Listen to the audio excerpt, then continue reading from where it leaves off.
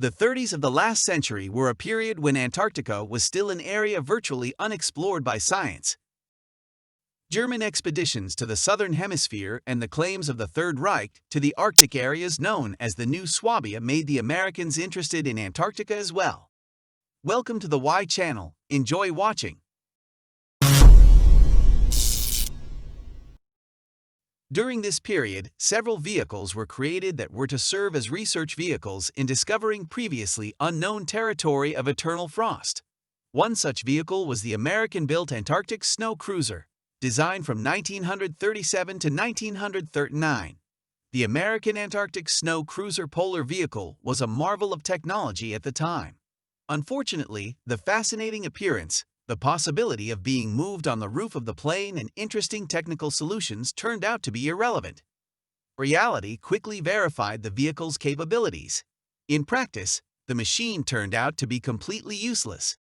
The vehicle was to be sent to Antarctica, where it would serve as both a scientific base for the crew and a place of residence for several long weeks. The vehicle was 17 meters long and weighed 34 tons, which, as it turned out later, was one of the reasons for the uselessness of the machine. It was powered by 2 diesel engines with a total power of 300 horsepower. It also has 4 electric motors. There was room for almost 10,000 liters of diesel fuel in the fuel tanks, which provided a theoretical range of 8,000 kilometers. However, as it turned out later, the range was typically theoretical, because in practice the vehicle only managed to cover less than 150 kilometers on a hostile, snowy terrain. In 1940, the vehicle was brought to Antarctica by ship. To the surprise of the crew, the first problems began immediately after the machine left the deck into the snow. The snow cruiser immediately buried itself and was unable to continue driving.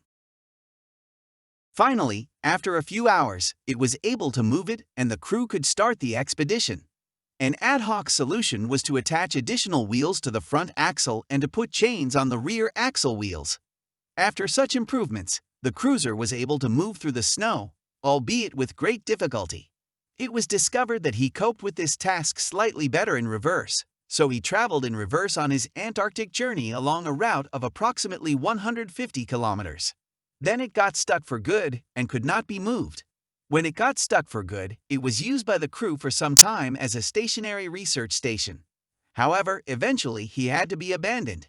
In April 1940, in connection with the Second World War, the Americans withdrew funding for the project.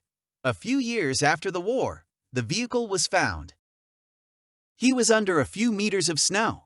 According to polar explorers, it is in very good condition. Once again, the Antarctic snow cruiser was found in 1958, and an international expedition that visited its interior found it a kind of time capsule. The interior was intact as it had been left 18 years earlier, with scattered objects, documents, and cigarettes. No expedition has encountered the vehicle since 1958.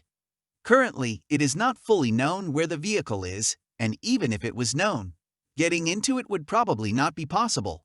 The snow layer covering the machine must already be at least several meters. Unfortunately, the reality has verified the usefulness of this amazing vehicle. Currently, completely different vehicles are used to explore Antarctica.